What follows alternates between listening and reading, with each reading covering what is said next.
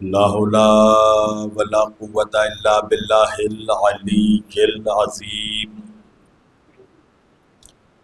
أعوذ بالله السميع العليم من الشيطان اللعين الرجيم.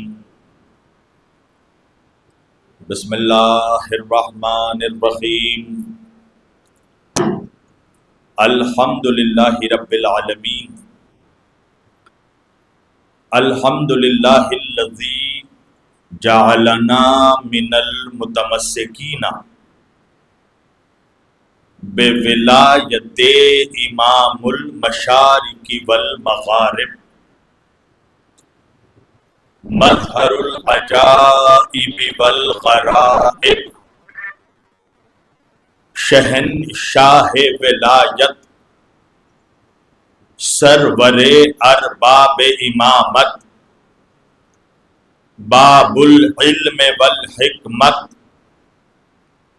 فاتح خیبر و خندق اسد اللہ الغالب علی کل غالب امیر المؤمنین قائد الغر المحجلین یاسوب الدین امام المتقین سید الوسیین اسد اللہ ید اللہ عین اللہ وجہ اللہ جنب اللہ اذن اللہ لسان اللہ رحمت اللہ ولی اللہ مطلوب کل طالب امام علی ابن ابی طالب.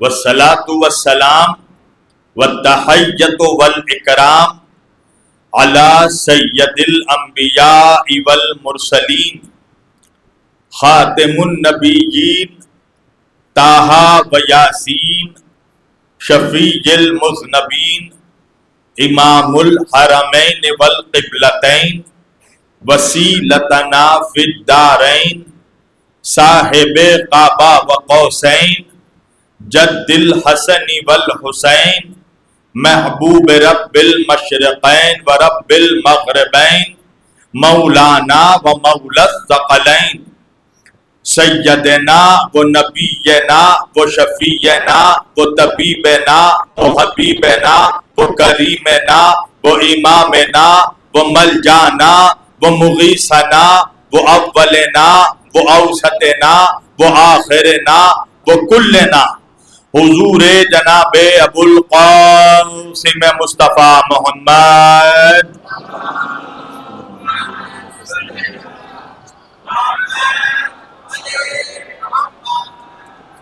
وَأَهْلِ بَيْتِهِ الطَّيِّبِينَ الطَّاهِرِينَ الْمَعْصُومِينَ الْمَظْلُومِينَ الْمُنْتَخَبِينَ الْمُنْتَجَبِينَ الْغُرِّ الْمَيَامِينَ وَلَعْنَةُ اللَّهِ عَلَىٰ أَعْدَائِهِمْ أَجْمَعِينَ من لیلنا ھذا الی قیام یوم الدین.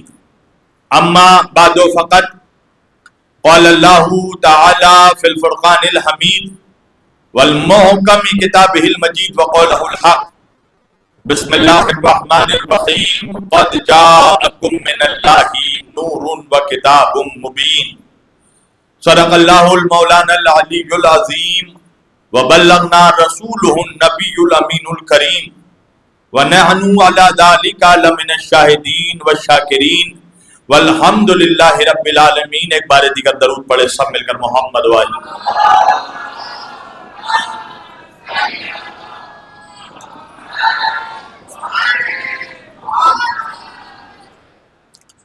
عزیزان گرامی قدر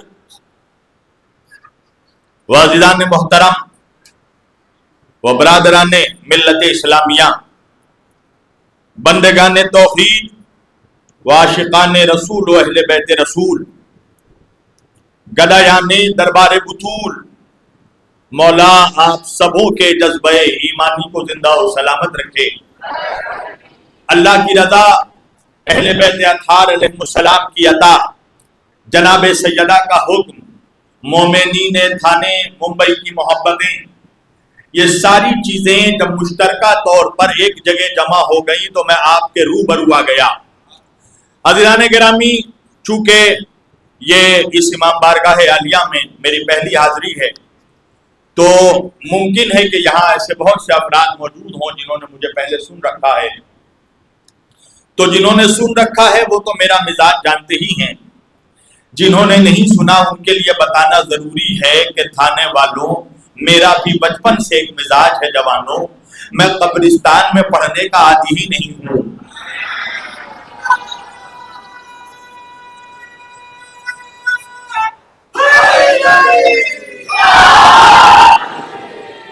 میدان کا آدمی ہوں، میدان میں بولتا ہوں۔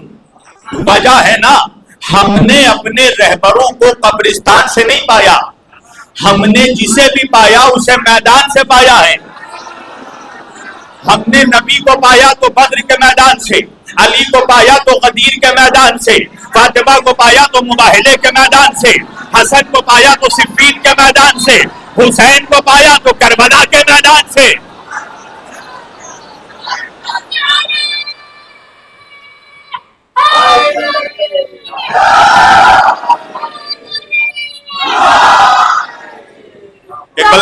یہ کہ میرے سامنے میدانی کربلائی مجمع بیٹھا ہے، اس لیے جوانوں کا میرا بھی اپنا مزاج ہے، میں تقریر ہمیشہ کربلائیوں کے بیچ کرتا ہوں اور ملائیوں کے بیچ نہیں کرتا۔ ماشاءاللہ میرے سامنے کربلائی مجمع بیٹھا ہے۔ میں نے آج کے اس مقدس اور معزز اجتماع کے لیے قرآن کریم کی جس آیت وافی ہدایہ کی تلاوت کا شرف حاصل کیا اور سرنامہ کلام میں جسے موضوع گفتگو قرار دیا، پروردگار عالم اپنی مقدس کتاب قرآن مجید فرقان حمید میں ارشاد فرما رہا ہے، بسم اللہ الرحمن الرحیم، قد جاءکم من اللہ نور و کتاب مبین۔ اللہ کہہ رہا ہے، اے میرے بندو، ہم نے تمہاری ہدایت کے واسطے، تمہاری رہنمائی کے واسطے اللہ کی طرف سے دو چیزیں نازل ہوئی ہیں۔ وہ دو چیزیں کیا ہیں؟ نور و کتاب مبین، ایک نور ہے اور دوسری روشن کتاب۔ توجہ، اب یہاں موجود سارے اگر مسلمانوں سے، مومنوں سے میں پوچھوں کہ بھائی مجھے یہ بتاؤ کہ کتاب کو نازل ہوئے کتنے سال ہو گئے، تو ہر مسلمان مجھے جواب دے گا کہ مولانا تقریباً 1400 سال مکمل ہو گئے کتاب کو نازل ہوئے۔ مگر میں کیا کروں ممبئی والوں، تھانے والوں، مسلمانوں، جوانوں، کہ آج بھی مسلمانوں کے درمیان ایک جماعت موجود ہے، ایک گروہ موجود ہے، کچھ لوگ موجود ہیں۔ اب مجھ سے لوگوں کا نام مت پوچھنا، ہم علی کے چاہنے والے ہیں، ہم بیمار کے نہیں، بیماری کے دشمن ہیں۔ ہمیں نام سے مطلب نہیں ہے عزیزان گرامی، ہمیں عقائد سے مطلب ہے۔ تو وہ یہ نعرہ لگاتے ہیں اور 1400 برس سے ان کے آبا و اجداد بھی نعرہ لگاتے آئے، آج ان کی اولادیں ایک نعرہ لگا رہی ہیں۔ وہ نعرہ کیا ہے؟ کہ دیکھو، حسبنا کتاب اللہ، صرف اللہ کی کتاب کافی ہے۔ توجہ، سننے میں تو یہ نعرہ بڑا اچھا معلوم ہوتا ہے کہ بھائی اللہ کی کتاب کافی ہے، مگر جب آپ کوئی شوگر کوٹڈ کیپسول کھاتے ہیں، نگلتے ہیں، تو اس کے اندر ایک بہت کڑوا مادہ ہوتا ہے، تو اس کے اندر بھی ایک کڑوا مادہ چھپا ہے۔ نعرہ لگ رہا ہے کہ حسبنا کتاب اللہ، کتاب اللہ، اللہ کی کتاب کافی ہے، مگر اس کے پس منظر میں یہ ملت مسلمہ کے جوانوں کو جو تاثر دینے کی کوشش کر رہے ہیں، مسلمانوں کے جوانوں کے ذہنوں میں ایک بات ڈالنے کی یہ کوشش کر رہے ہیں۔ وہ بات کیا ہے؟ کہ دیکھو، حسبنا کتاب اللہ، صرف اللہ کی کتاب کافی ہے۔ اس کا مطلب کیا ہے؟ نہ نبیوں کی ضرورت، نہ رسولوں کی ضرورت، نہ ولیوں کی ضرورت، نہ اماموں کی ضرورت، نہ مراجع کی ضرورت، نہ مجتہدین کی ضرورت، نہ محدثین کی ضرورت، نہ علماء کی ضرورت، صرف کتاب پڑھو، کتاب کافی ہے۔ تو اب یہاں پر ماشاءاللہ میرے جتنے مسلمان نوجوان بیٹھے ہیں، اگر میں ایک ایک سے پوچھوں گا کہ بھائی جو یہ سلوگن لگ رہا ہے کتاب کافی ہے، تو مجھے جوانوں یہ بتاؤ کہ یہ کتاب ہے کس کی؟ تو ہر ملت اسلامیہ کا نوجوان مجھے جواب دے گا مولانا کتاب اللہ کی ہے. توجہ عزیزان گرامی، میں کئی سوال رکھ رہا ہوں، جواب آپ دیں گے تاکہ نتیجہ بھی آپ نکالیں گے. کتاب کس کی؟ کہا اللہ کی. قرآن کس نے بھیجا؟ اللہ نے. توریت کس نے اتارا؟ اللہ نے. زبور کس نے بھیجا؟ اللہ نے. انجیل کس نے نازل کیا؟ اللہ نے. نبیوں کو کس نے بھیجا؟ اللہ نے. رسولوں کو کس نے بھیجا؟ اللہ نے. ولیوں کو کس نے بھیجا؟ اللہ نے. اماموں کو کس نے بھیجا؟ اللہ نے. زمین کس نے بنائی؟ اللہ نے. آسمان کس نے بنایا؟ اللہ نے. یا جملہ بدل کر کہہ دوں، زمینوں کو پستی کس نے دی؟ اللہ نے. آسمانوں کو بلندی کس نے دی؟ اللہ نے. سورج کو روشنی کس نے دی؟ اللہ نے. چاند کو چاندنی کس نے دی؟ اللہ نے. دریاؤں کو روانی کس نے دی؟ اللہ نے. موجوں کو طغیانی کس نے دی؟ اللہ نے. زلیخا کو جوانی کس نے دی؟ اللہ نے. آدم کو علم کس نے دیا؟ اللہ نے. موسیٰ کو ہیبت کس نے دی؟ اللہ نے. نوح کو تقویٰ کس نے دیا؟ اللہ نے. موسیٰ کو جلال کس نے دیا؟ اللہ نے. یوسف کو جمال کس نے دیا؟ اللہ نے. محمد کو کمال کس نے دیا؟ اللہ نے. تاروں کو چمک کس نے دی؟ اللہ نے. پھولوں کو مہک کس نے دی؟ اللہ نے. فرشتوں کو کس نے بھیجا؟ اللہ نے. میں نے کہا ایک بات سمجھ میں آ گئی مسلمانوں، نماز کس کے لیے پڑھتے ہو؟ اللہ کے لیے. روزہ کس کے لیے رکھتے ہو؟ اللہ کے لیے. حج میں کس کے لیے جاتے ہو؟ اللہ کے لیے. زکات کس کی راہ میں نکالتے ہو؟ اللہ کے لیے. میں نے کہا ایک بات سمجھ میں آ گئی، دین اللہ کا، شریعت اللہ کی، کعبہ اللہ کا، قبلہ اللہ کا، قرآن اللہ کا، نبیوں کو اللہ نے بھیجا، رسولوں کو اللہ نے بھیجا، ولیوں کو اللہ نے بھیجا، اماموں کو اللہ نے بھیجا. میں نے کہا ایک بات سمجھ میں آ گئی، جب سب کچھ اللہ کا ہے تو بات بھی اللہ کی چلے گی، ملا کی نہیں چلے گی.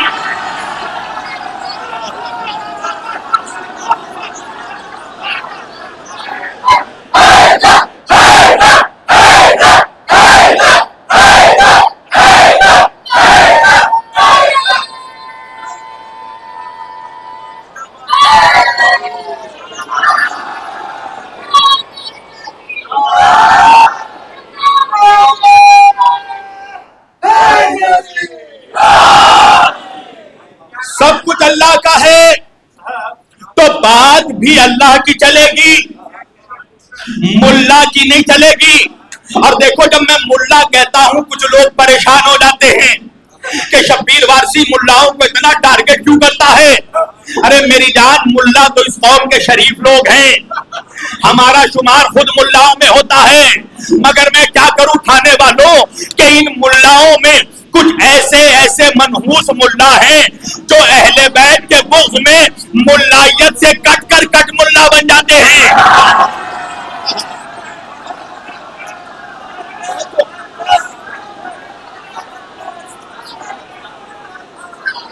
آج مسلمانوں کے درمیان جتنے اختلافات ہیں، جتنے جھگڑے ہیں، جتنی لڑائی ہے، اس کا جڑ یہ کٹ ملا ہے.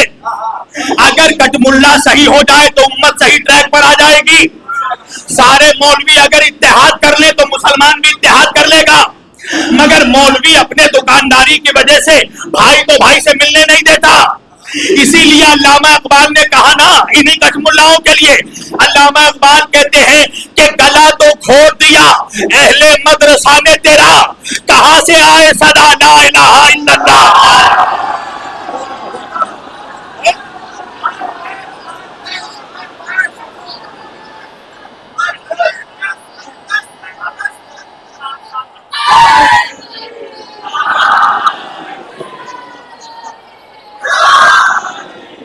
تو آج مسلمانوں کے درمیان جتنے فتنے ہیں اس کی جڑ یہ ملا ہے.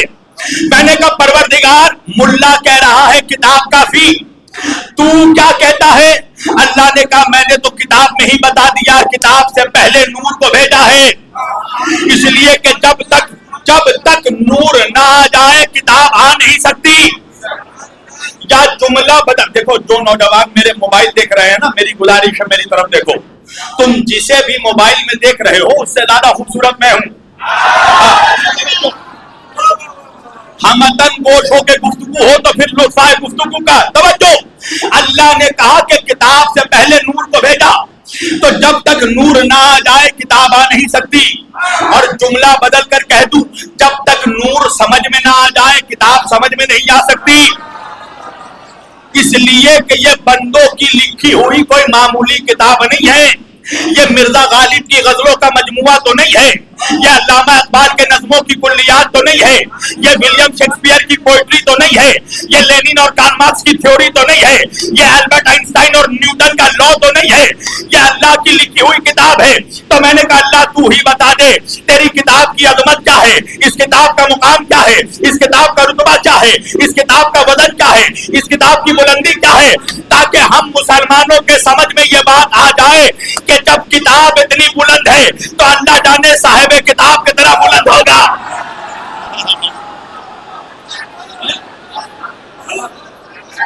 عزیزان گرامی، مجھے انصاف سے بتائیے، آج تک آپ نے کبھی بھی سنا کہ کسی مولوی نے بھی کہا ہو کہ قرآن بھی اس کتاب کے جیسا ہے، قرآن بھی اس کتاب کے جیسا ہے، قرآن بھی اس کتاب کے؟ عزیزان گرامی، عجیب و غریب بات ہے نا، جب قرآن کتابوں میں رہ کر دوسرے کتاب جیسا نہیں ہو سکتا تو پھر محمد جس کے سینے پر قرآن اترا،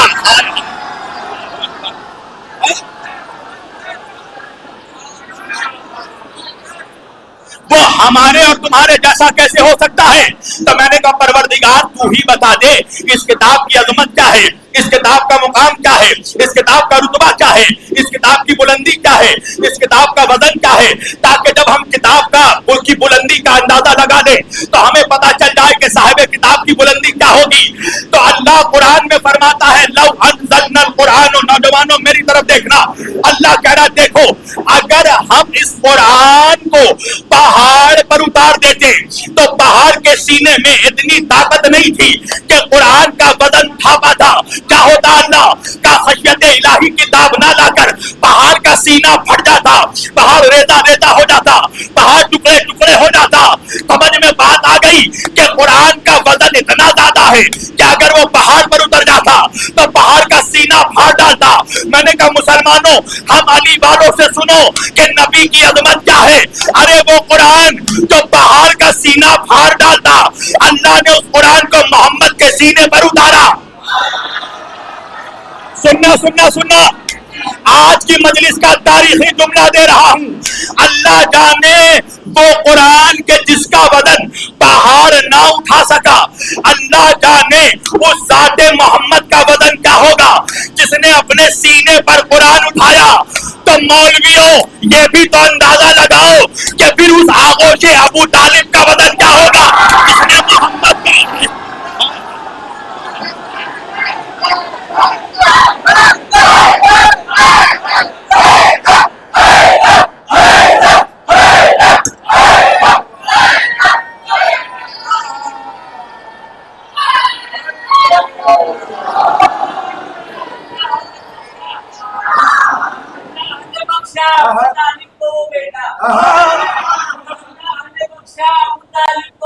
کا۔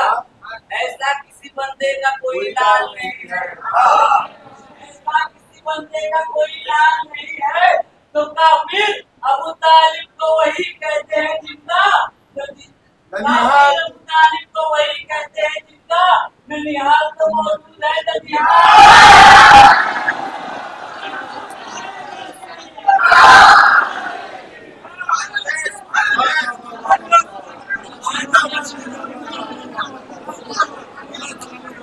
دیکھو دیکھو آ جائیں، جو جن کو آنا ہے آ جائیں۔ ایک صلوات پڑھیے محمد والے محمد پر۔ آ جاؤ آ جاؤ، سامنے آ جائیں۔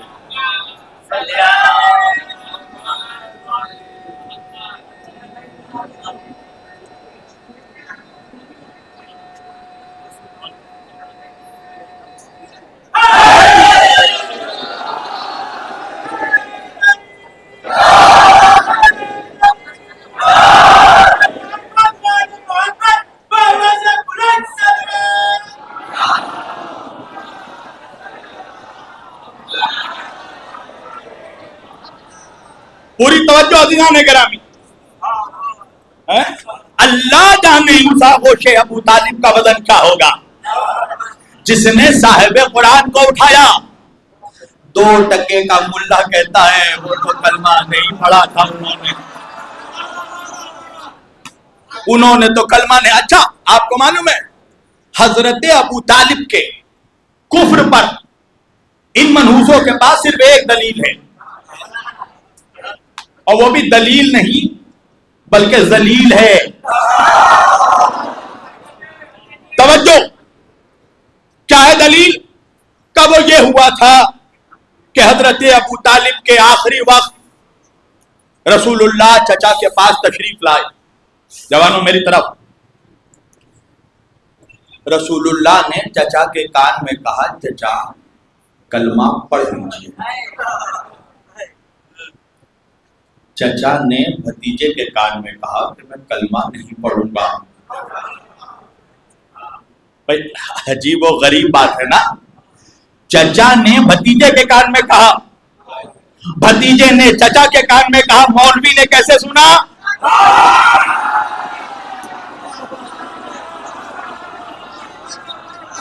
بھائی میں اگر خوشتر بھائی کے کان میں ابھی کچھ کہوں تو تبھی نا جب میں چاہتا ہوں کہ سامنے والا نہ سن سکے. کان میں وہی بات کہی جاتی ہے جو سامنے والا نہ سن سکے. تو اگر نبی اپنے چچا ابو طالب کے کان میں کچھ کہہ رہے تھے تو نبی چاہتے تھے نا کہ سامنے جو کھڑے ہیں وہ نہ سن سکے. مگر ملا بھی عجیب منحوس ہے, نبی جو بات کان میں کہتا ہے وہ آج تک سنائی دے رہا ہے, اور نبی جو بات غدیر کے میدان میں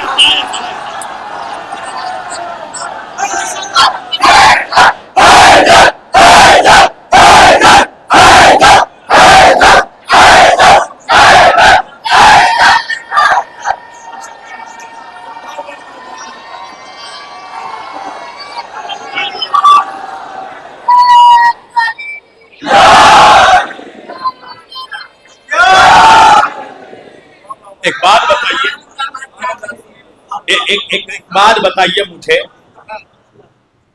آپ لوگوں کو یاد ہے کہ آپ نے کلمہ کب پڑھا تھا؟ نہیں پہنچے. میں اپنے بھائی سے پوچھ رہا ہوں, ظاہر بھائی آپ کو یاد ہے آپ نے کب کلمہ پڑھا؟ نہیں یاد ہے. خوشتر بھائی آپ کو یاد ہے؟ نہیں یاد ہے.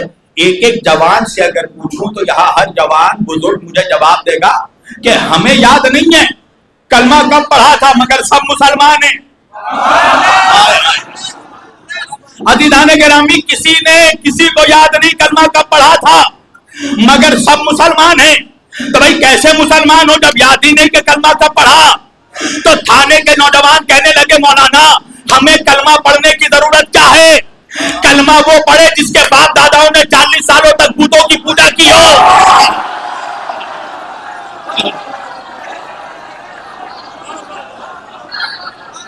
ہم تو پیدا ہی مسلمان کے گھر میں ہوئے, تو جو مسلمان کے گھر میں پیدا ہو, یا جملہ بدل کر کہہ دوں جو ملا کے گھر میں پیدا ہو اسے کلمہ پڑھنے کی ضرورت نہیں ہے. تو آؤ آج میں تمہیں بتاتا ہوں کہ ابو طالب کس کے گھر میں پیدا ہوئے. عزیزان گرامی میرے ساتھ بولتے رہنا.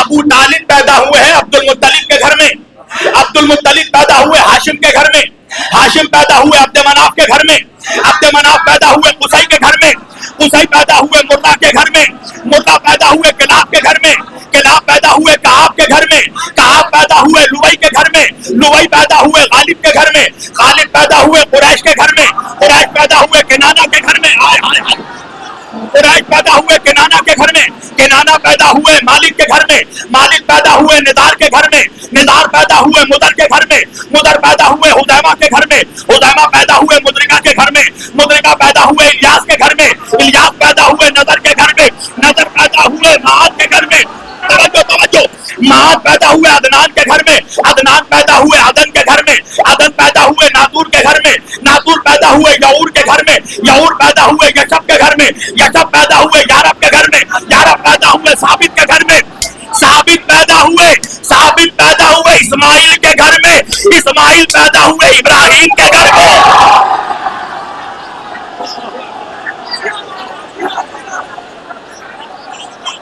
ارے اسماعیل پیدا ہوئے ابراہیم کے گھر میں, تو انصاف سے بتاؤ جو کٹ ملا کے گھر میں پیدا ہو اسے کلمہ پڑھنے کی ضرورت نہیں, تو جو خلیل اللہ کے گھر میں پیدا ہو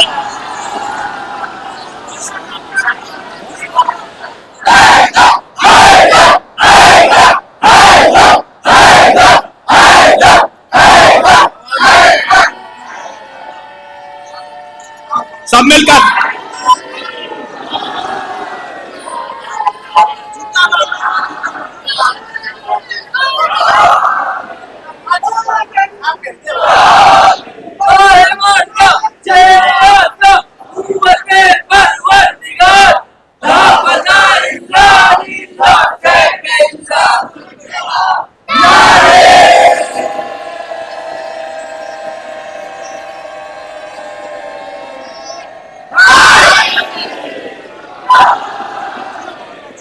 पूरी तवज्जो दिलाने गिरामी।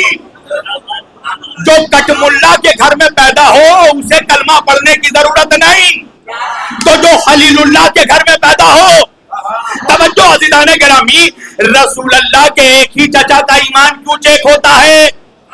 हुजूर के और भी 9 चचा थे। कभी आपने सुना कि अमीर हमजा ने कलमा कब पढ़ा? अब्बास इब्न अब्दुल मुत्तलिब ने कलमा कब पढ़ा? जुबैर ने कलमा कब पढ़ा? हजल ने कलमा कब पढ़ा? मकुन ने कलमा कब पढ़ा? रसूलुल्लाह के 9 चचा हैं, मगर 9 में मनहूस से अबू तालिब का कलमा चेक करना चाहता है।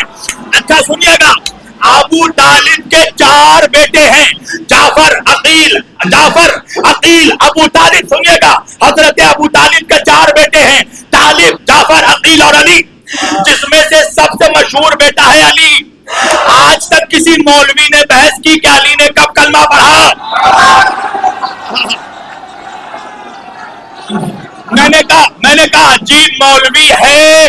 अरे बेटे का कलमा नहीं पूछ रहा है, बाप का कलमा पूछता है। तो मौलवी कहने लगा, मौलाना अली के कलमे पर कौन शक करे? अली तो पले हैं कलमे की गोद में। हाय आज की मजलिस का तारीखी जुमला। मैंने कहा मुल्ला होश के नाखून ले, जो कलमे की गोद में पाला है उसका कलमा नहीं पूछता, और कलमा जिसकी गोद में पाला।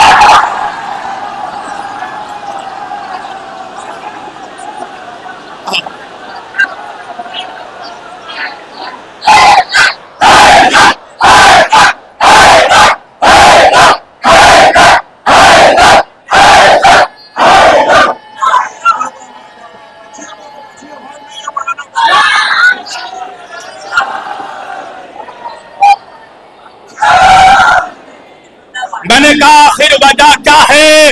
ए सरकारे अबू तालिब, ए रसूल के चचा, ए हसनैन के दादा, ए अली के बाबा, ए वारिसे काबा, ए बैतुल बलाद, ए वारिसे अंबिया, ए काबे के वारिस, ए वारिसे कुरैश, ए सरदारे कुरैश, ए सरदारे मक्का, ए शेख बता, ए सरदारे अरब, ए अली के बाबा, ए सरकारे अबू तालिब, लोग आप पर ही क्यों शक कर रहे हैं? वजह यह है, बस इस खता पे जमाने ने तुझको छोड़ा है कि तेरे लाल ने इनके बुतों को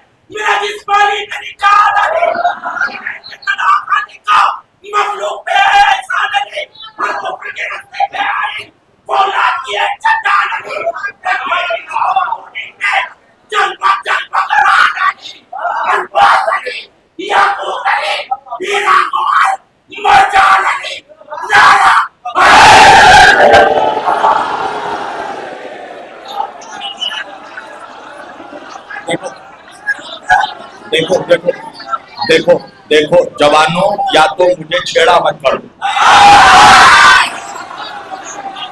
छेड़ोगे तो फिर मैं भी नहीं छोड़ूंगा। हर एक हाल में शजरा जरूर बोलेगा।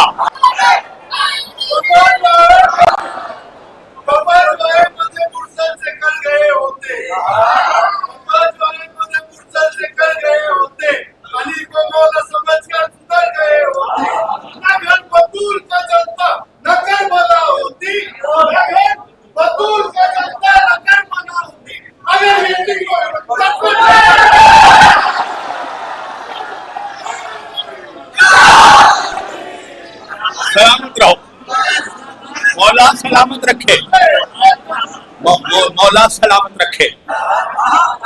عزیزان گرامی، دو چیزیں اللہ کی طرف سے اتری ہیں، نور اور کتاب۔ ذہن میں ہے نا گفتگو؟ ٹریک پہ چلوں گا میں۔ نور اور کتاب، کتاب پر کسی کو اختلاف نہیں ہے، ہر مسلمان مانتا ہے کتاب سے مراد قرآن مجید ہے۔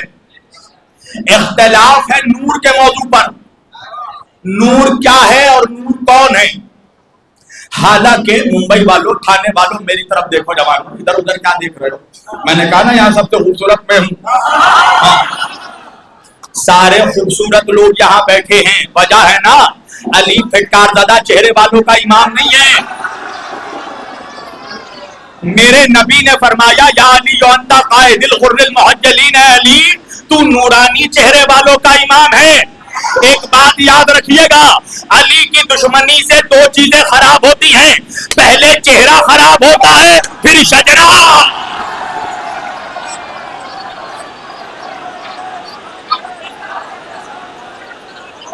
نعرہ حیدری،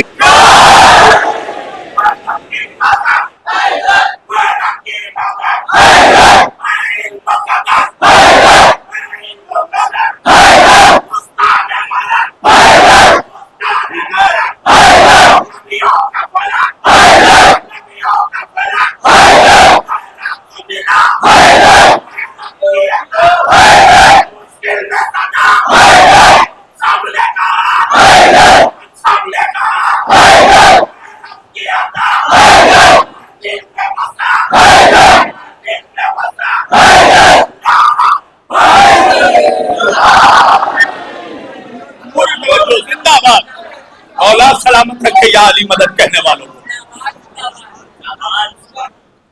سب متفق ہیں کہ کتاب سے مراد قرآن ہے۔ نور پہ لڑ رہے ہیں، نور کیا ہے، نور کون ہے۔ حالانکہ تھانے والوں بڑے آہستے سے جملہ کہوں گا، نور کے موضوع پر تو مسلمانوں کے درمیان جھگڑا ہونا ہی نہیں چاہیے تھا، اختلاف ہونا ہی نہیں چاہیے تھا۔ اس لیے کہ جب میرے نبی سے پوچھا گیا یا رسول اللہ، اللہ نے سب سے پہلے کس شے کو پیدا کیا، تو میرے نبی نے فرمایا اول ما خلق اللہ نوری، اللہ نے سب سے پہلے میرے نور کو پیدا کیا۔ نہیں پہنچ رہے ہیں آپ؟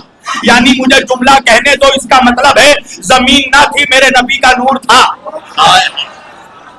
آسمان نہ تھا میرے نبی کا نور تھا، جنت نہ تھی میرے نبی کا نور تھا، کوثر نہ تھا میرے نبی کا نور تھا، دریا نہ تھا میرے نبی کا نور تھا، سمندر نہ تھا میرے نبی کا نور تھا، فرشتے نہ تھے میرے نبی کا نور تھا، ملائکہ نہ تھے میرے نبی کا نور تھا، انبیاء نہ تھے میرے نبی کا نور تھا، کتابیں نہ تھی میرے نبی کا نور تھا، الفاظ نہ تھے میرے نبی کا نور تھا، حروف نہ تھے میرے نبی کا نور تھا۔ مسلمان پوچھنے لگا تو پھر کیا تھا؟ میں نے کہا سن، جب لفظ تھا خود نہ تھا، میرے نبی کا نور تھا۔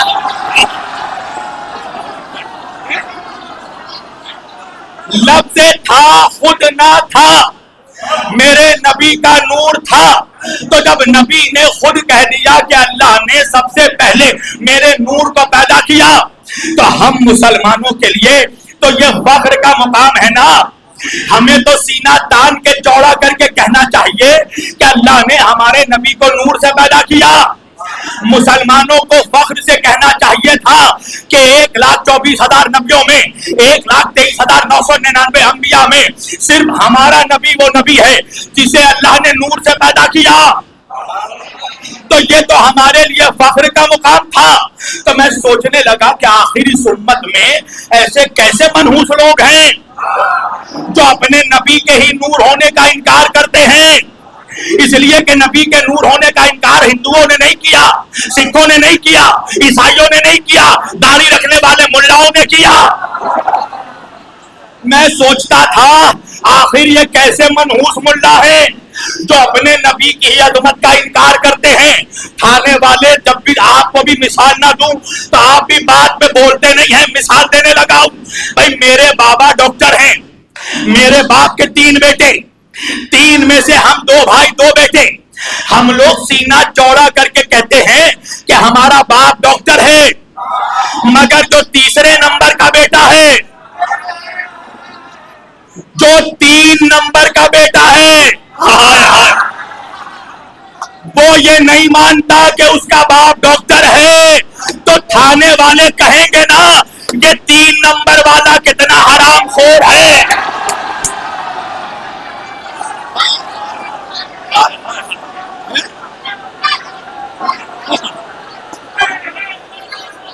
میں اپنے جملوں کا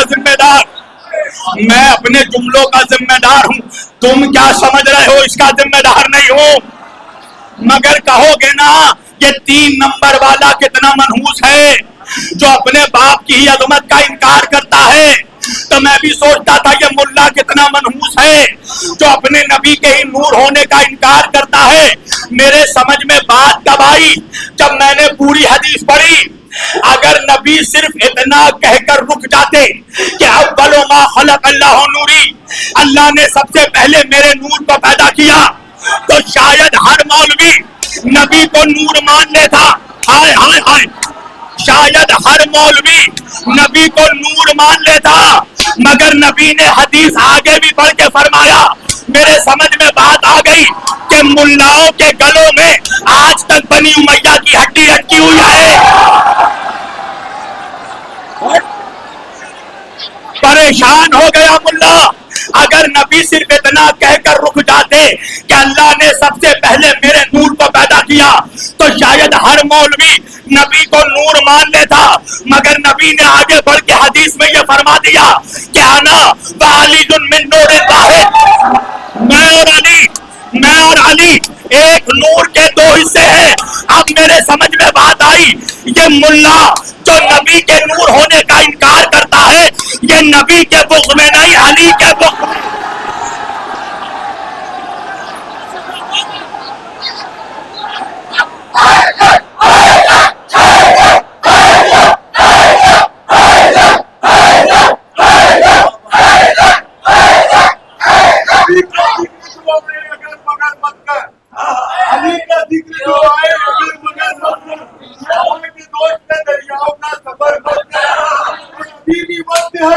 خود کو سدھار لے مکتی، علی کو مان لے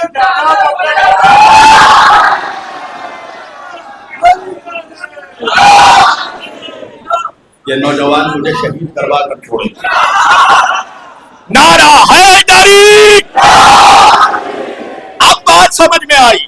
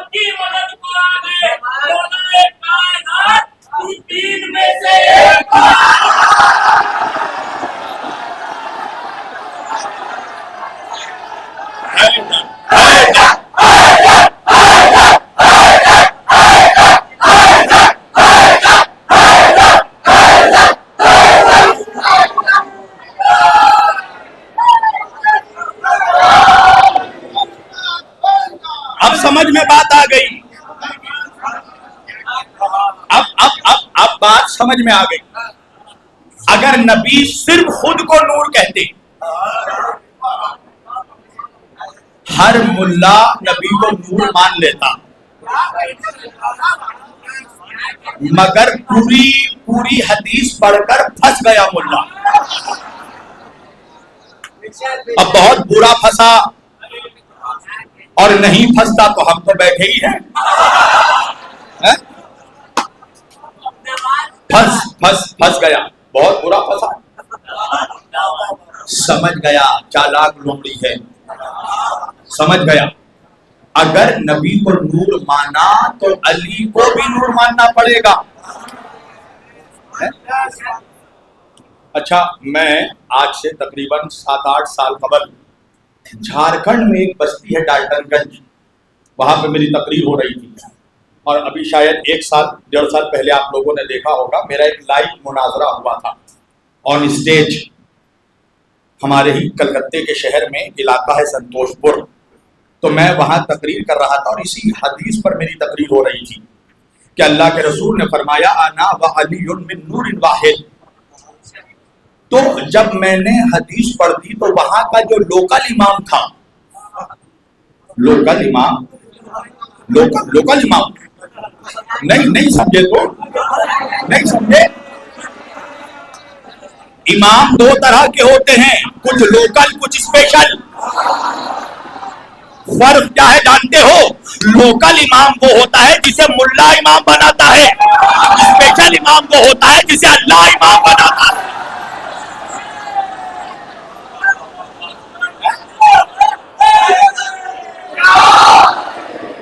تو لوکل امام پریشان ہو گیا اور میں تقریر ختم کر چکا تھا کہ اچانک وہاں کے 3 ملا، قسم خدا کی منبر پہ بیٹھ کے بول رہا ہوں، وہ یوٹیوب میں ریکارڈ ہے، اٹھا کر دیکھ لینا. 3 ملا آئے اور آنے کے بعد کہنے لگے کہ یہ جو آپ نے حدیث پڑھی ہے کہ قال رسول اللہ صلی اللہ علیہ وآلہ وسلم اول ما خلق اللہ نوری وانا وعلی من نور واحد، اس کی ایک کو دلیل نہیں ہے، ایک کو دلیل نہیں ہے. یا تو اس کی قسمت خراب تھی تھانے والوں کہ میں اسٹیج سے اترا نہیں تھا، اور یا میرے مولا کو مجھ سے نوکر سے جواب دلوانا تھا. میں نے مائک لے کر کہا ملاؤں ایک کو چھوڑو، 7 دلیل ابھی نہ دی تو مولویت چھوڑ دوں گا. سنو 7 دلیل، اور میرے بہت سے سنی بھائی بھی آئے ہوں گے، وہ بھی سنتے ہوئے جائیں. پہلی دلیل، ہمارے اہل سنت بھائیوں کے فقہ کے 4 امام ہیں. فقہ کے احناف، حنابلہ، شافعی، مالکی، اس میں سے ان کا ایک بہت بڑا امام ہے فقہ کا امام احمد بن حنبل. اور دیکھو ہم علی والے امام احمد بن حنبل کی بڑی تعظیم کرتے ہیں. پتہ وجہ کیا ہے؟ یہ سنیوں کے فقہ کا وہ پہلا امام ہے جس نے مولا علی کا نام خلافت راشدہ کی فہرست میں شامل کیا. بہت سے لوگ نہیں سمجھے. اس سے پہلے مسلمان جہالت کے اس دلدل پر کھڑا تھا جو علی کو خلیفہ راشد نہیں مانتا تھا. امام احمد بن حنبل سنیوں کے فقہ کا پہلا امام ہے جس نے علی کو خلیفہ راشد تسلیم کیا اور علی کا نام خلافت راشدہ کی فہرست میں شامل کیا. اور ہم علی والے احمد بن حنبل کا اور زیادہ احترام اس لیے کرتے ہیں کہ یہ سنیوں کے فقہ کا وہ پہلا امام ہے جس نے یزید کو ڈکلیئر کافر کہا اور خود بھی یزید پر لعنت کی اور لعنت کرنے کا حکم بھی دیا. ارے تم بھی جب تک امتحان نہیں لیتے نہیں بولتے. ان کا ایک واقعہ ہی سنا دیتا ہوں. امام احمد بن حنبل کا بیٹا ہے، ان کا نام ہے عبداللہ. ایک دن عبداللہ ابن احمد بن حنبل انہوں نے اپنے بابا احمد بن حنبل سے پوچھا کہ بابا مجھے 20 بڑے صحابہ کا نام لکھوائیے. امام احمد بن حنبل نے 20 بڑے صحابہ کا نام لکھوا دیا، علی کا نام نہیں لکھوایا. بیٹا پریشان ہو گیا اور بیٹا باپ کو حیرت سے دیکھ کے کہنے لگا بابا مجھے نہیں پتا تھا کہ آپ کے سینے میں علی کا اتنا بغض بھرا ہے. میں نے آپ سے بڑے صحاباؤں کا نام پوچھا، آپ نے 20 نام لکھوا دیے مگر علی کا نام کہیں نہیں لکھوایا. امام احمد بن حنبل نے مسکرا کر کہا بیٹا عبداللہ تو نے مجھ سے صحابہ کا نام پوچھا، اہل بیت کا نام نہیں.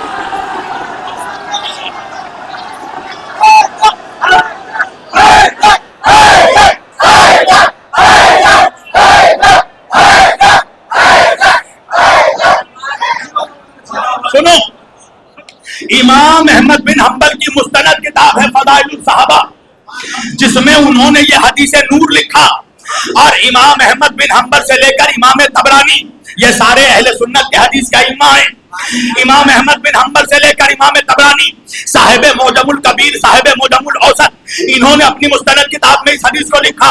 اور امام طبرانی سے لے کر امام حاکم نیشاپوری صاحب المستدرک علی الصحیحین نے اپنی کتاب میں اس حدیث کو لکھا.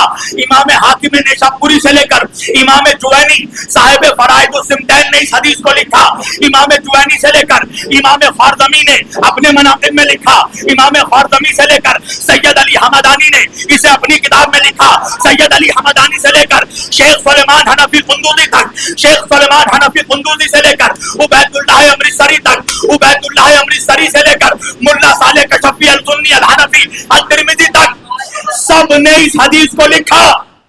اور امام احمد بن حنبل نے فضائل الصحابہ میں اس عین الفاظ کے ساتھ حدیث کو لکھا کہ نبی نے فرمایا کہ اللہ نے میرے اور علی کے نور کو آدم کی خلقت سے 14,000 سال پہلے پیدا کیا. نہیں پہنچا تھانے کا نوجوان، جملہ بدل کر کہہ دوں، آدم کی خلقت سے 14,000 سال پہلے علی کے نور کو پیدا کیا گیا. توجہ کیجیے گا، میں نے ملا کا چہرہ دیکھا اور دیکھ کر کہا کہ تیری عمر کیا ہے؟ ہائے ہائے، نہیں پہنچا میرا مجمع. اگر میں اس مجمع سے ممبئی والوں سے، تھانے والوں سے پوچھوں کہ آج کے زمانے میں لوگوں کی ایوریج ایج کیا ہے، کتنے سال لوگ زندہ رہ رہے ہیں، تو تم زیادہ سے زیادہ جواب دو گے مولانا آج کے زمانے میں ایوریج ایج ہے 60 سال. کوئی 60 سال اگر جی گیا تو بہت جی گیا، ورنہ جوانی میں لوگوں کو ہارٹ اٹیک آ رہے ہیں، لوگ جوانی میں مر رہے ہیں. کوئی 60 سال جی گیا تو بہت جی گیا، ورنہ آج کے زمانے میں ہر چیز میں ملاوٹ ہے. ہوا میں ملاوٹ، اناج میں ملاوٹ، تیل میں ملاوٹ، سبزی میں ملاوٹ، پھل میں ملاوٹ. ارے حیرت کی بات کیا ہے، جب مولویوں نے دین میں ملاوٹ کر دیا، حدیث میں ملاوٹ کر دی، جب ملاؤں نے دین میں شریعت میں ملاوٹ کر دی تو کھانوں میں ملاوٹ ہو گئی، تو حیرت کی بات کیا ہے. کوئی 60 سال جی گیا تو بہت جی گیا. میں نے کہا مولوی 60 سال میں 14 سال تیرے بچپنے میں گزر گئے، 26 سال تیری جوانی میں گزر گئے، 20 سال تیرے بڑھاپے میں گزر گئے، اور 60 سال کی عمر میں تیرے پیر قبر میں لٹک گئے. میں نے کہا 14 سال کا بچپنا، 26 سال کی جوانی اور 20 سال کا بڑھاپا لے کر اس علی کا ذکر مٹانے چلا ہے جو تیرے باپ آدم سے بھی پہلے تھا.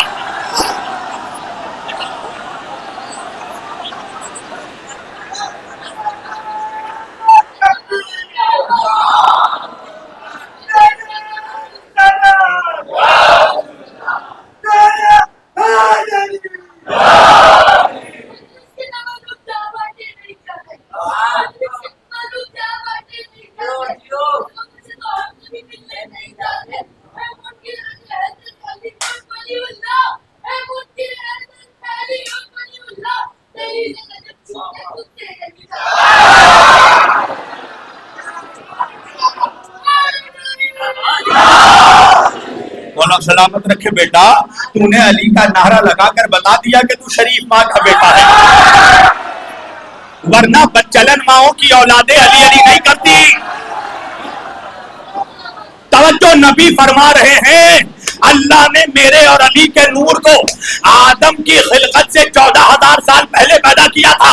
یعنی مجھے جملہ دہرانے دو، اس کا مطلب یہ ہے زمین نہ تھی علی تھا، آسمان نہ تھا علی تھا، جنت نہ تھی علی تھا، کوثر نہ تھا علی تھا، فرشتے نہ تھے علی تھا، انبیاء نہ تھے علی تھا، حوریں نہ تھی علی تھا، غلمان نہ تھے علی تھا، کتابیں نہ تھی علی تھا، حروف نہ تھے علی تھا، الفاظ نہ تھے علی تھا.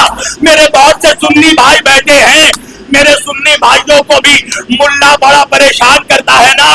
آپ کی درگاہوں میں بھی حاجی علی سے لے کر اجمیر تک سارے فقیروں کے دربار میں ایک ہی نعرہ لگتا ہے، دمادم مست قلندر علی کا پہلا نمبر.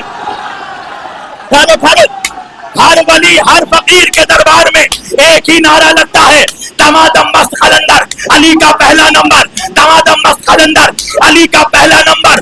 تو میرے سنی بھائیوں کو ملا بڑا ٹارچر کرتا ہے، علی کا پہلا نمبر نہ کہو، علی کا چوتھا نمبر ہے. میں نے کہا مولوی یہ بحث کرنا بند کر دے کہ علی کا پہلا نمبر یا علی کا چوتھا نمبر، اس لیے کہ نمبر نہ تھا، علی تھا.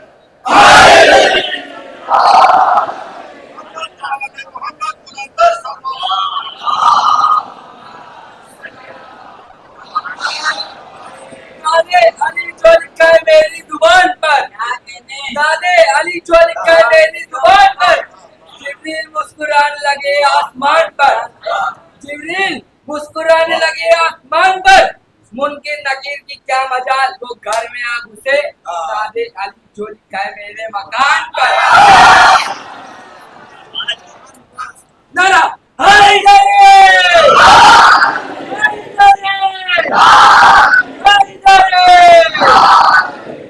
आपको पता है नादे अली मकान के दरवाजे पर लिखने का फायदा क्या है? घर में मनहूसियत नहीं आती। नहीं पहुंचे, नहीं पहुंचे।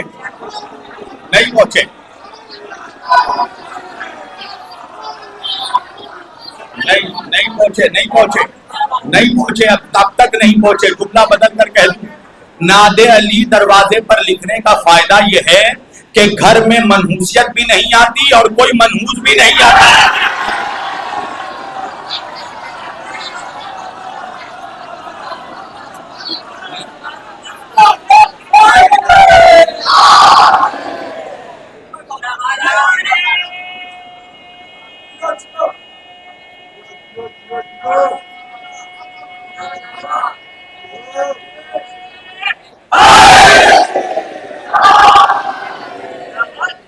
बोला सलामत रखे आपको।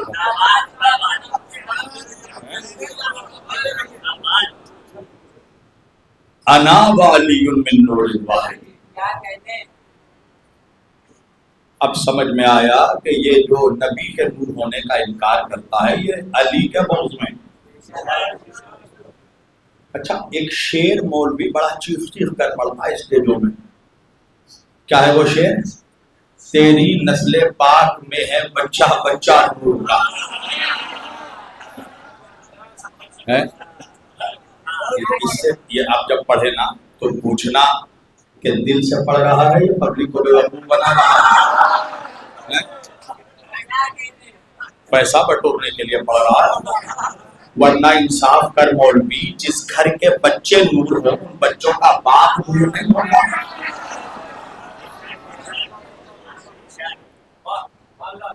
ये सारा घराना नूर का घराना। कसम खुदा की, इस घर वालों की जो दुश्मनी जमाने वालों ने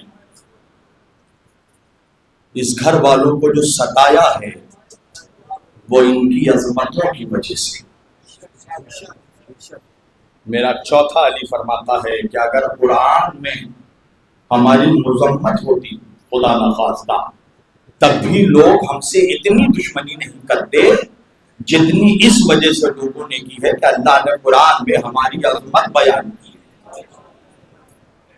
वरना क्या कसूर था अली का? मुंबई वालों, क्या कसूर था फातिमा ज़हरा का? क्या कसूर था सैयदा के बच्चों का? क्या बिगाड़ा था नबी के नवासों ने किसी का? क्या चाहती थी नबी की बेटी तुमसे? क्या चाहते थे नबी के बच्चे तुमसे? यही ना कि तुम हिदायत पर बाकी रहो, तुम सिरात मुस्तकीम पर बाकी रहो, तुम निजात पाओ। नबी ने कहा था मैं इल्म का शहर हूं, अली दरवाजा है। मगर मुसलमान बाद रसूल उस दरवाजे पर आया मगर इल्म लेने नहीं आया, बल्कि दरवाजे को जलाने के लिए आया। अजीजाने गिरामी, बच्चे बच्चों पर तुमने रहम नहीं किया, ये कैसी दुश्मनी है? यहाँ औलाद वाले बैठे हैं ना, इंसाफ से बताना। आप अपने घरों से अभी आए होंगे ना, तो जब आप बाप अपने घर से बाहर निकलता है तो बेटी बाप का दामन पकड़कर पूछती है बाबा जा रहे हो, वापस कब आओगे? अज़ादारों, पता है करबला में भी एक 4 साल की बेटी थी। जब उसका बाबा मख्तल में जाने लगा ना, तो 4 साल की बच्ची ने अपने बाबा का चेहरा देखकर कहा नींद आएगी जब आपकी मुंह पाऊंगी बाबा, मैं रात को मख्तल में चली जाऊंगी बाबा। उसने कहा आती नहीं सैदानिया बाहर, अरे सीने पे सुलाएंगी तुम्हें रात को मादर। उसने कहा सोएंगे कहा फिर अली असगर।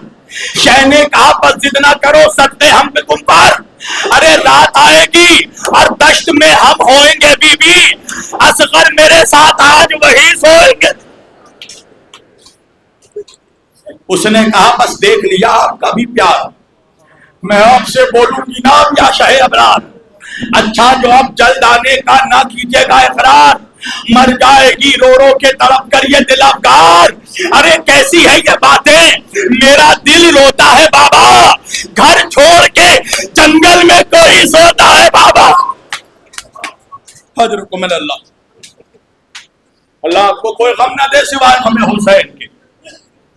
شہ نے کہا بس ضد نہ کرو باپ کی جانی، دیتی ہو کچھ عباس کو پیغام زبانی، گودے ہیں لبے لال یہ ہے تشنا دہانی، ملتا ہے تو بی بی کے لیے لاتے ہیں پانی۔ ارے محبوب الہی کے نواسے ہیں سکینہ، ہم بھی تو کئی روز کے پیاسے ہیں۔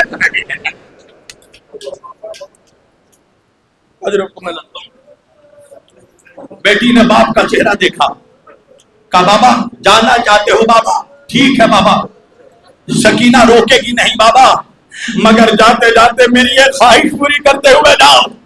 انصاف سے بتانا اولاد والو، اگر کوئی بیٹی اپنے باپ سے کچھ مانگتی ہے، باپ کا جی چاہتا ہے دنیا اس کے قدموں میں ڈال دوں۔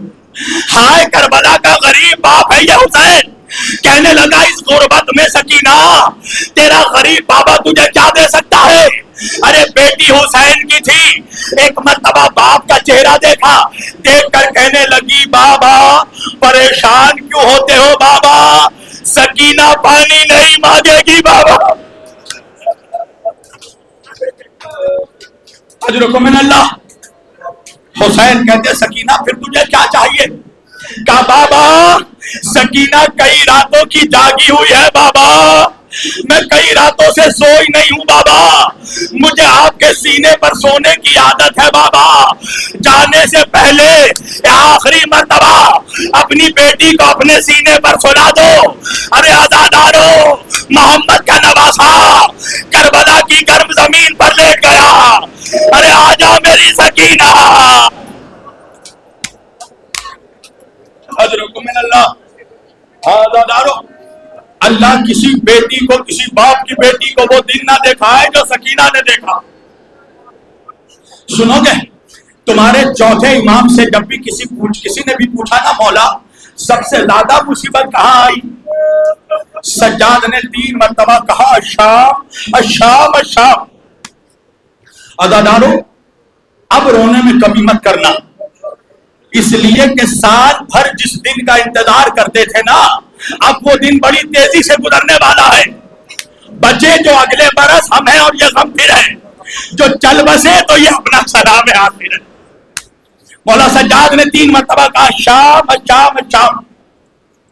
پوچھنے والے نے پوچھا مولا آپ کے بھیا اکبر کے کلیجے میں برچھی تو کربلا میں لگی، ارے اصغر کربلا میں نہر ہوا، ارے قاسم کربلا میں تقسیم ہوا، آپ کے بابا کے سوکھے گلے میں کربلا میں خنجر چلا، مولا شام میں کیا ہوا؟ مولا سجاد کہتے بھائی تو نے انصاف نہیں کیا، ارے راہ خدا میں سر کٹانا ہماری وراثت ہے، سینے میں تیر کھانا ہماری میراث ہے، مگر ماں بہنوں کا پسے گردان ہاتھ بندھے غیر محرموں کے بازاروں میں پھرائے جانا۔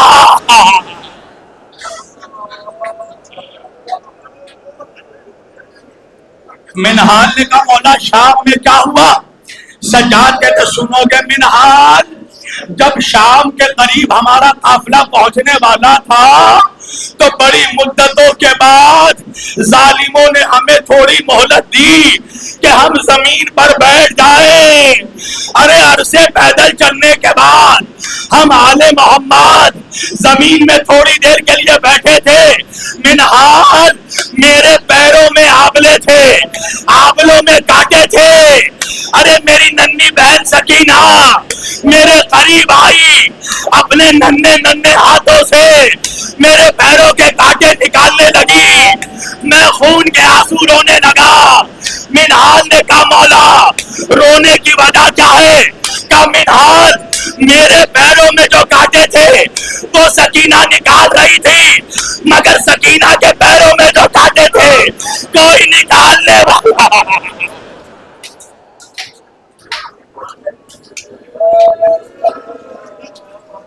اجرکم من اللہ.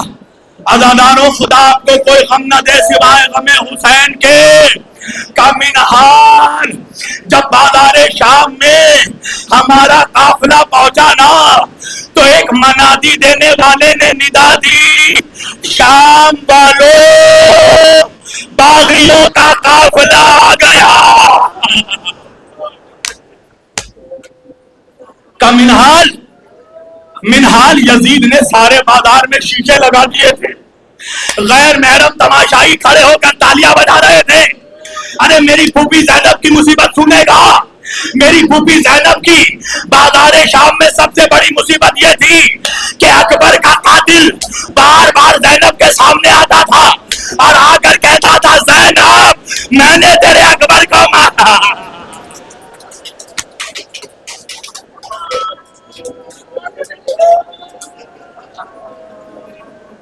اجرکم من اللہ. عزادارو سنو گے جن کے آنکھوں میں آنسو نہیں آئے نا وہ فاطمہ زہرا سے عشق ادا کی بھیک مانگ لے. سنو گے اللہ تمہاری ماں بہنوں کو وہ دن نہ دکھائے جو کربلا کی ماں بہنوں نے دیکھا. سنو گے کربلا میں نبی کی نوازیاں کیسے داخل ہوئی. ارے 12 گلے ایک رسی.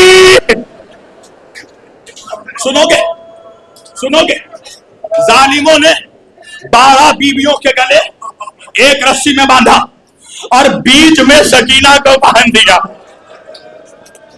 پتہ ہے وجہ کیا ہے؟ اس لیے کہ ساری بیویاں لمبے قد کی تھی، سکینہ 4 سال کی بچی. ظالم یہ چاہتا تھا کہ جب بیویاں چلے تو سکینہ پھانسی لگ کر بیٹھا.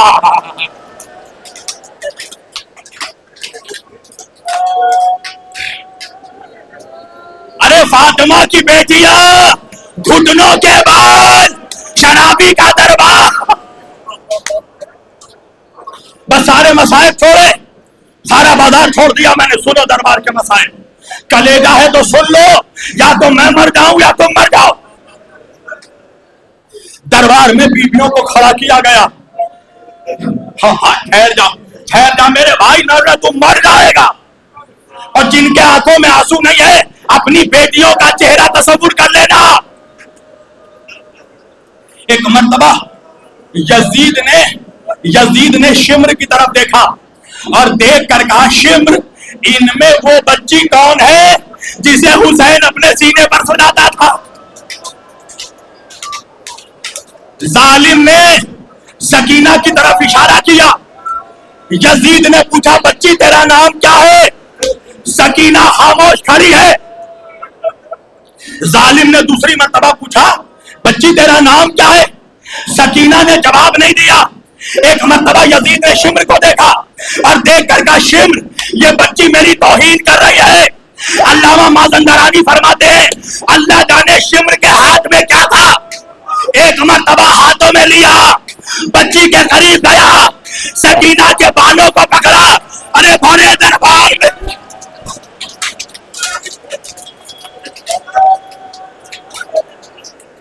ارے ایک مرتبہ بچی کی چیخ نکلی. سجاد نے کہا میری بہن مر جائے گی، میری سکینہ کو کوئی بچا لے.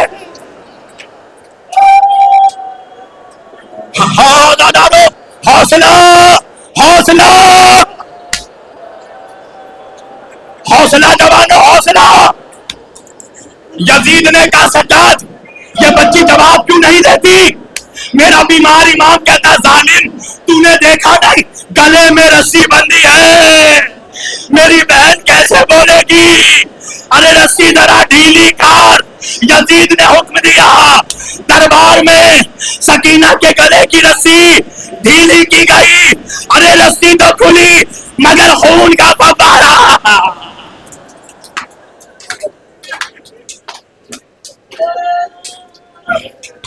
اجرکم من اللہ. بیوی کے آنسوؤں کا پرسہ قبول کیجئے. بیوی یہ کیسے رو رہے ہیں؟ یہ آپ کے بچوں کے آزادہ. حوصلہ جوانو حوصلہ حوصلہ حوصلہ حوصلہ جوانوں. سنو گے یزید نے ایک مرتبہ سکینہ کو کہا میرے قریب آ. بچی نے بھیا سجاد کو دیکھا, مولا سجاد نے سر ہلایا, کہا سکینہ جاؤ ورنہ یہ پھر مارے گا. بچی سہم کر ظالم کے قریب بڑھنے لگی. اللہ کسی بھائی کو یہ دن نہ دکھائے کہ کوئی شرابی بڑے دربار میں اس کی بہن کو اجرکم من اللہ. بی بی سیدہ ان عزاداروں کا پرسہ قبول فرمائیے. سکینہ ننھی بچی سہم کر ظالم کے قریب پہنچی.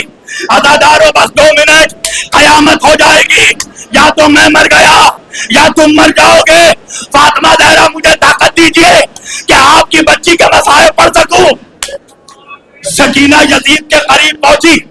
ایک مرتبہ یزید نے کہا تو ہی وہ بچی ہے جسے حسین سینے پر سلاتا تھا. سکینہ کہتی ہے ہاں میں ہی وہ سقینہ ہوں جسے میرا بابا اپنے سینے پر سلاتا تھا. ارے جب مجھے بھوک لگتی تھی میرا بابا مجھے زانوؤں پر بیٹھا کر تازے خرمے کھلاتا تھا. یزید نے کہا بچی خرمے کھائے گی. سکینہ نے بھائی کا چہرہ دیکھا, سجاد نے گردن ہلایا, سکینہ نے سر ہلایا, ظالم نے ہاتھوں کا اشارہ کیا. قیامت ہو گئی عزاداروں. ایک تشت آیا, تشت میں کپڑا ڈھکا تھا.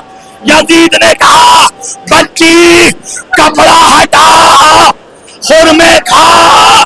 ارے سکینہ نے کپڑا ہٹایا, خرمے نہیں تھے. بابا کا کٹا سر پہ سر رکھ دیا. بابا